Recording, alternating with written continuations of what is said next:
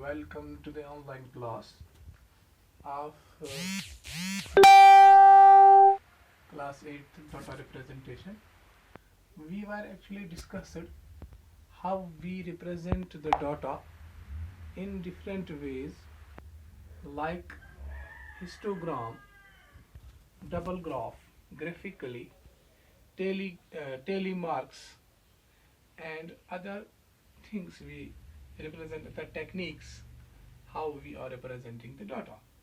Now, today's topic is how to organize a data. Dear students, as you know, the data data is available to us in an unorganized manner, unorganized form, or we called it raw data. Unorganized form, हमारे पास ये data जो होता है, it is in the form of unorganized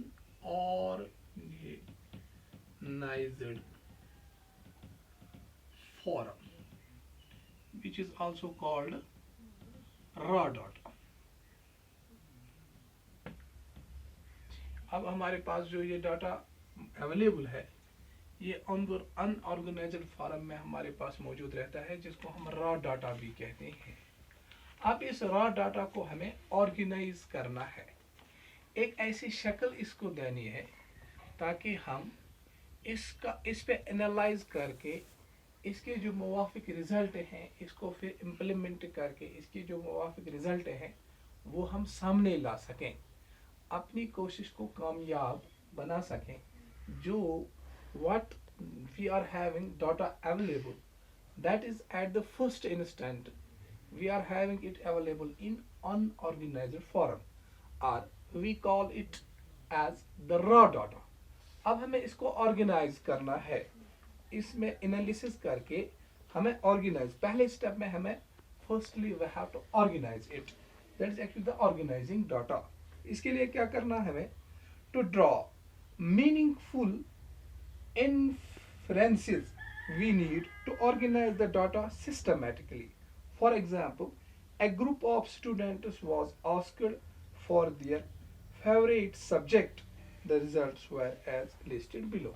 हाँ जी, अब हमें करना क्या है? इसको ऑर्गेनाइज करने के लिए हमें फर्स्ट जो पॉइंट हमारे पास है, फॉर एग्जाम्पल जो हमें दी गई है, दैट इज, अगर हमारे पास लिस्ट ऑफ स्टूडेंट्स हैं जो डिफरेंट सब्जेक्ट्स ऑप्ट करते हैं.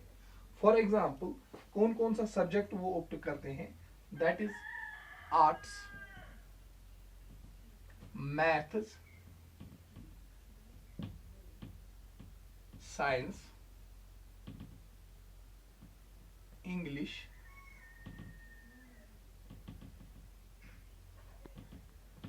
मैथ्स, इसी तरह से है arts, English, maths, English, arts, science, sinus, हाँ जी, मैथ्स, इंग्लिश. ये हमारे पास एग्जाम्पल है, हमारे पास एक रॉ डाटा दिया गया है, डिफरेंट स्टूडेंट्स ने इसको ऑप्ट किया है, लेकिन हमारे पास है डिफरेंट अनऑर्गेनाइज्ड मैनर में दिया गया है. हमें क्या करना है? हमें इसको ऑर्गेनाइज करना है. ये देखना है कि चलो आर्ट्स हमारे पास है, आर्ट्स कितने स्टूडेंट्स ने लिया है. इसी तरह से मैथ्स है, ये कितने स्टूडेंट्स ने लिया है. इसी तरह से साइंस है, ये कितने स्टूडेंट्स ने लिया है. How many students of arts, math, science, अलग अलग करके अगर हम इसको ऑर्गेनाइज मैनर में लिखेंगे तो इसके लिए करना क्या है? हमें इस तरह से एक टेबल हम बनाएंगे. For example, we take it arts, this is your arts, और इसी तरह से है मैथ्स, इसी तरह से है साइंस, इसी तरह से है हमारे पास इंग्लिश. ओके बेटा, हाँ जी. तो यहाँ पे देखेंगे हम ऑर्गेनाइज्ड तरीके से देखेंगे, हम टेली मार्क्स लगाएंगे इसमें, टेली मार्क्स के जरिए फिर हम करेंगे इसको ऑर्गेनाइज। ओके, आर्ट्स, अब हम यहाँ पे देखेंगे आर्ट्स कितने स्टूडेंट्स ने लिए। फॉर एग्जांपल आर्ट्स यहाँ पे 1, इसी तरह से देखेंगे यह math, science, English, math, arts है, वह सेकंड, इंग्लिश, मैथ, इंग्लिश, ये है arts third, science, math, English.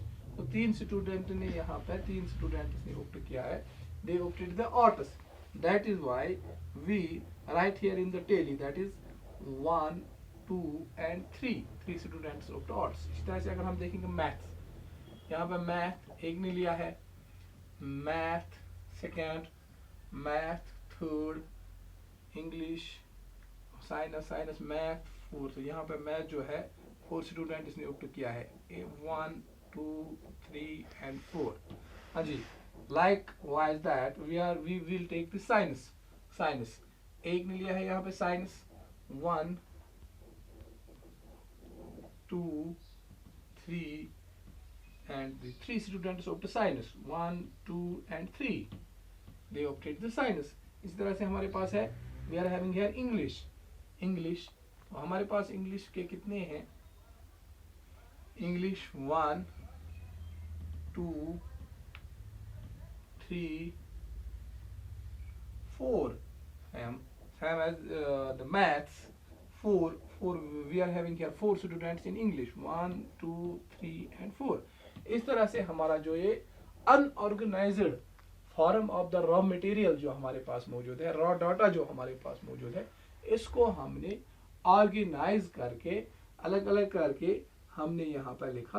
तो इस तरह से हम इसको जो है एनालाइज करके इसमें इसकी इम्प्लीमेंटेशन लगा सकते हैं। Got it? तो इसी तरह से अगर हम देखेंगे इसमें the number of tallies before the subject gives the number of the students who like that particular subject। यहाँ पे हमारे जो number of tallies दिए गए हैं, that is it gives us the information that how many students like the subject। For example, how many students opted arts and they like arts subject, 1, 2 and 3 students here in this raw material, the raw data।